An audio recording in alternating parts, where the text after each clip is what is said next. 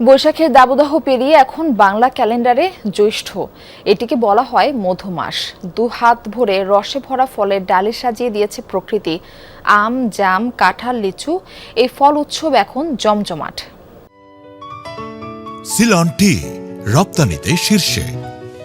চারপাশে শুধুই ফলের গন্ধ। জ্যৈষ্ঠের এই মাসে বাঙালির পাতে আম কাঁঠালের ধুম। সময়টা শুধু স্বাদের নয়, কৃষকের মুখে হাসিরও বটে। চলুন দেখি এই মধুমাসে মাঠবাজার কেমন চলছে।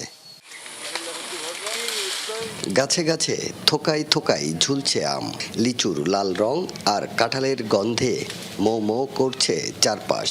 আবহাওয়া অনুকূলে ছিল, তাই সাতক্ষীরায় এবার ফলনও বেশ, ফলও পাকছে সময় মতো। হিমসাগর আমগুলো এইরকম যে এ যদি একটা পাকে আজকে আগামীকালকে 20টা পাকবে। আবহাওয়ার কারণে সাতক্ষীরার আম আগাম পেকে থাকে। আমাদের প্রথম ডেট দেওয়া ছিল 5 তারিখে, সেই তারিখ অনুযায়ী গোপালভোগ এবং গোবিন্দভোগ সেই 5 তারিখে পাকছে এবং তার এখনই শেষ হয়ে গেছে। বাজারে এখন গোপালভোগ এবং গোবিন্দভোগ আম নাই।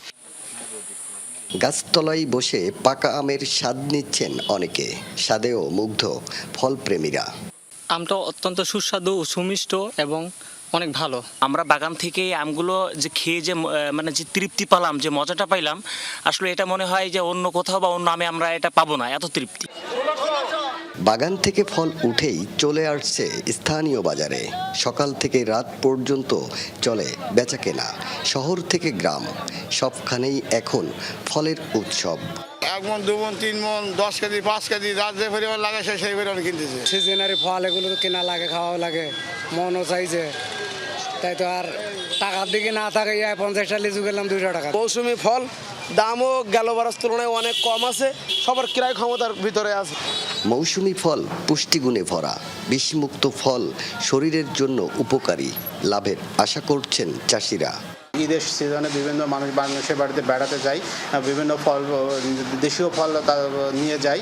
তো আমরা আশা করছি যে আমাদের যে ফলগুলো বাজারে ওঠে এগুলোর দামও কৃষকরা ভালো পাবে। ফ্রেশ ফল হয়, কোনো কেমিক্যাল মুক্ত হয়, বাজারে কোনো মানে কৃত্রিম কোনো পদ্ধতি অবলম্বন না করা হয়, তাহলে এটা স্বাস্থ্যের জন্য উপকারী দিকই বেশি। মধুমাস ফুরিয়ে যাবে, কিন্তু স্বাদ আর স্মৃতি থেকে যাবে বছর জুড়ে। আকরামুল ইসলাম, যমুনা নিউজ, সাতক্ষীরা।